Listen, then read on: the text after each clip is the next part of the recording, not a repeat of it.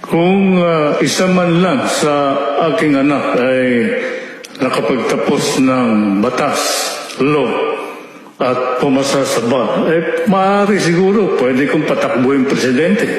May advantage ka kasi pag ikaw ay nagtapos ng batas, law graduate, abogado, ay kung wala kang natapos, paano mong bibigyan ng solusyon ng problema ng bansa? Nakakahiya ka. Pabaksak ang Pilipinas. Kung ang isang tao ay ayaw makipagdebate sa kampanya, ibig sabihin, wala siyang plataforma. Wala siyang alam kung paano maging presidente ng bansa.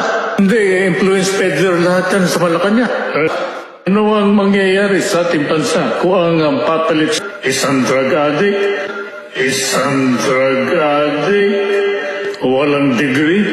Kailangan ng taong bayan ay isang gobyernong tapat at ang sa ganon ay umangat.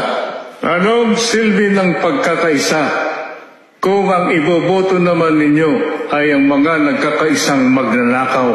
Ay kayong bahala sa buhay ninyo.